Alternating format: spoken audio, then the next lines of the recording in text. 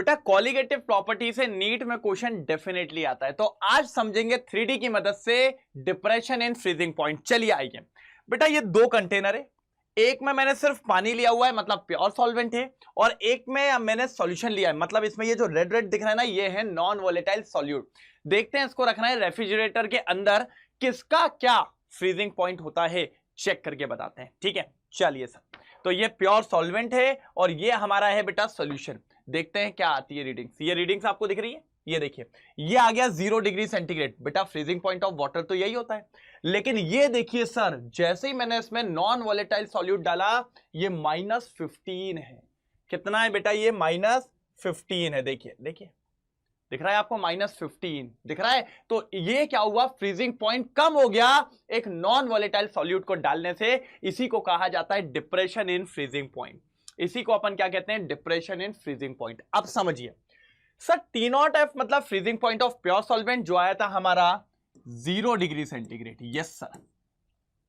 उसके बाद यहां पर बात करें TF freezing point of solution, जो कितना आया था -15 डिग्री सेंटीग्रेड। Yes sir. तो देखिए इतना कम हो गया, इसी को डिप्रेशन कहते हैं और उसको बताते हैं डेल्टा TF।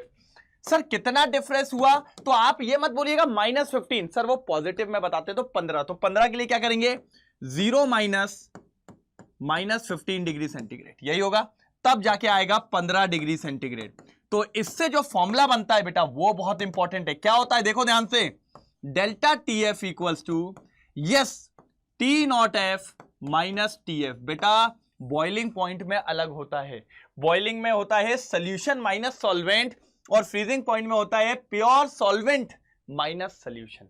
ठीक है, ऊपर से delta TF is directly proportional to molality same, और फिर delta TF equals to KF into M, जिसमें ये जो KF होता है इसको कहते हैं क्रायोस्कोपिक कांस्टेंट। मुझे जरा कमेंट में बताइए इस क्रायोस्कोपिक कांस्टेंट की वैल्यू वाटर के लिए कितनी होती है, और साथ ही साथ एक क्वेश्चन देने वाला हूं, उसका आंसर आपको मुझे कमेंट सेक्शन में देना है, और वो क्वेश्चन है ये, एक बार नोट डाउन कर लीजिए बेटा। हर एक बच्चे को ये क्वेश्चन को सॉल्व करना है और यही कमेंट में आंसर देना है। बिल्कुल ओके।